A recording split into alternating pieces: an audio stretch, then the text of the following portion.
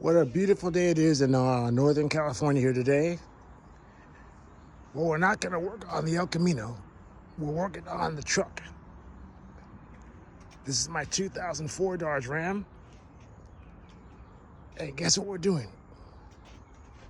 Replacing the alternator. No big deal. The first thing I'm going to do is take off the negative and the positive cable, serpentine belt, and then take off these bolts up here, loosen these up. Make sure you take off all your connections up here.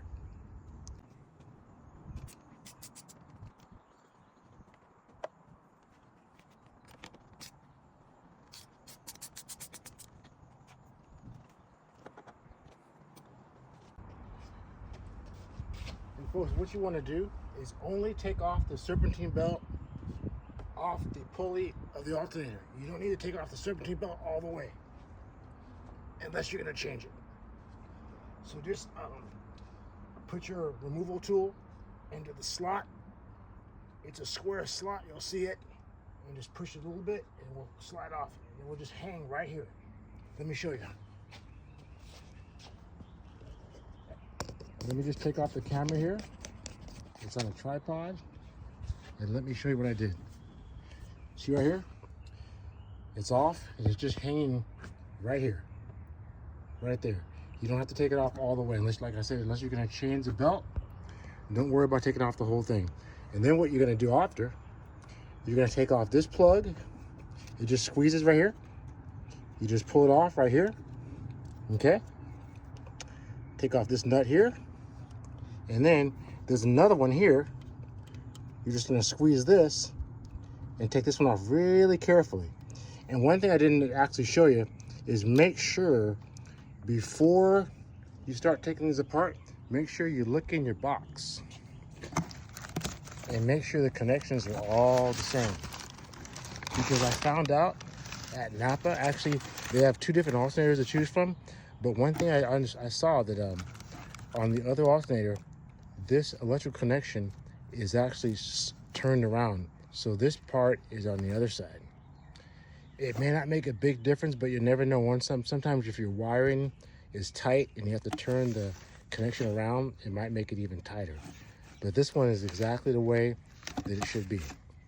So if I go back here, you'll see it has that same kind of connection where this piece is right there towards the alternator.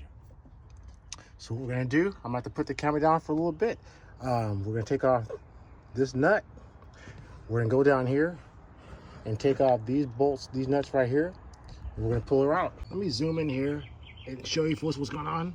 What I discovered is this plate here has to actually come off, because to take the alternator out, this has to come off. And it's also way down in here, there's another hidden nut right down there and a bolt.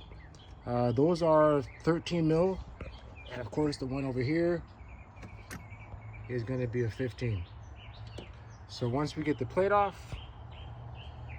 we'll just get that bolt out and we just pull it out of there.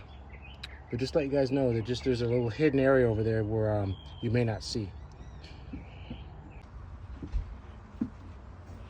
Oh, and if you folks are wondering what that blue tape is, what happened was I was working on my truck.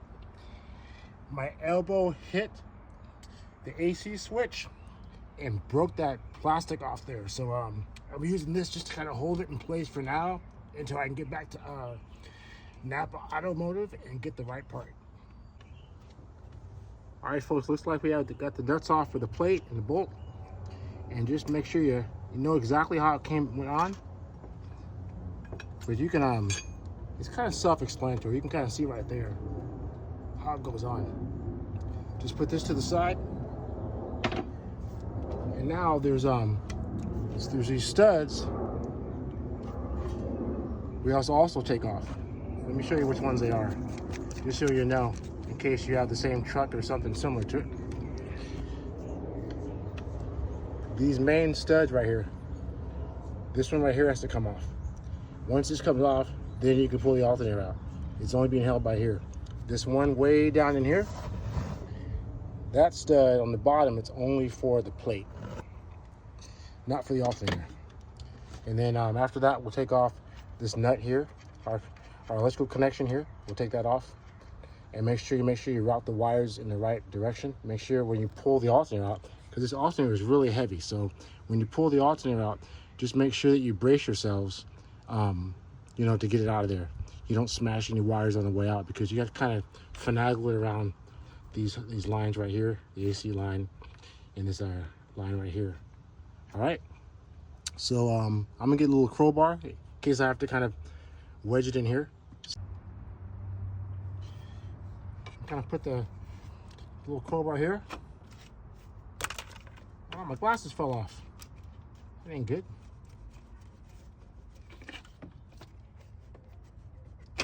Here it goes.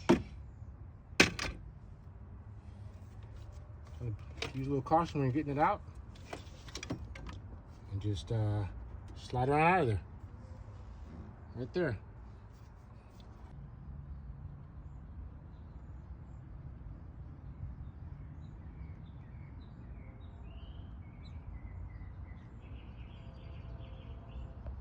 Well, y'all, I'm gonna add something to the mix here.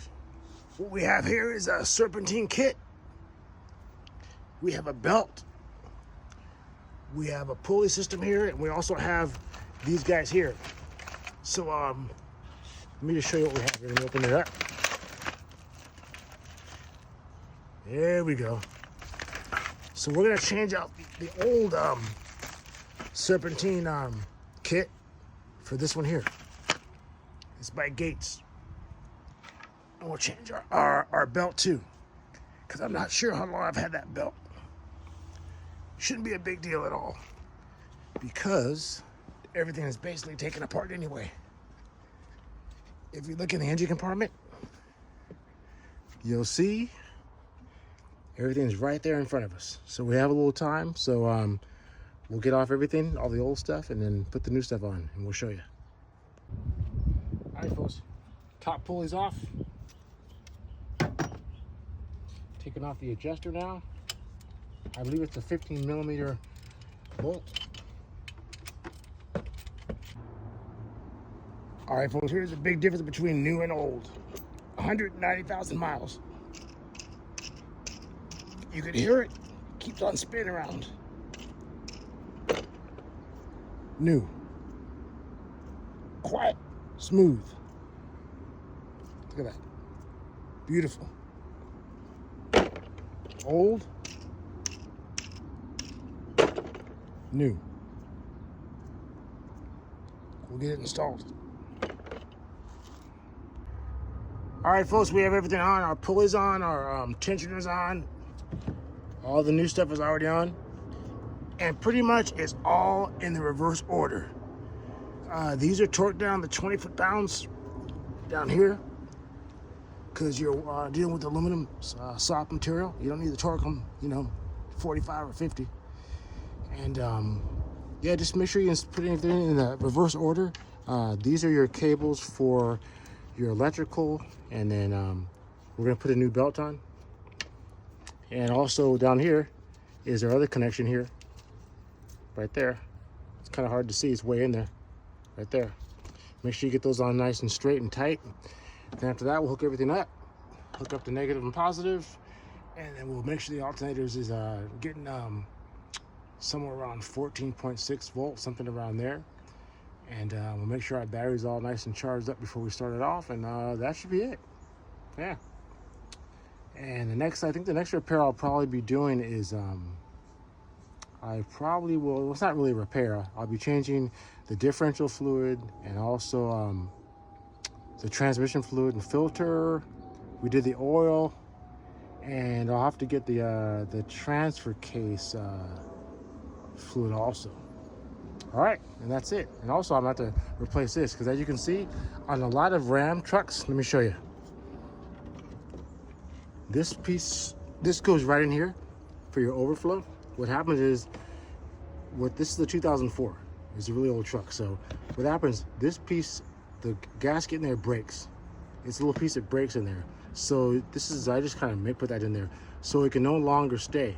So if you go to the wrecking yard, and what happens, you go to the wrecking yard and all of them are gone. Or what some guys do is they get epoxy and they'll epoxy the whole thing over here to keep this in place. But you could buy them used on eBay. But I like to go to the wrecking yard and kind of see what I can find there. All right, folks, here's the moment of truth for this alternator installation. And I replaced also the pulleys and also the tensioner. Let's see.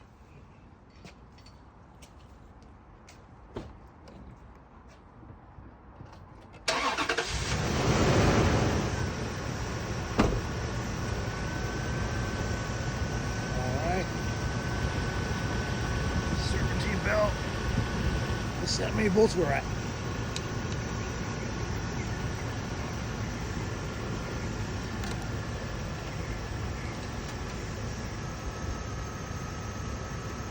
Uh, 13.4543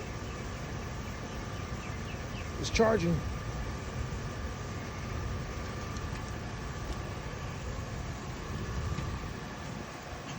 As you can see, let me show you real quick.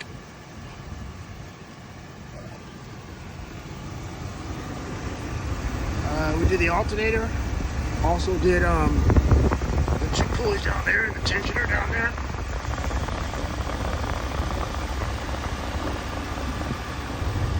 That was even smoother because those pulleys were really loud.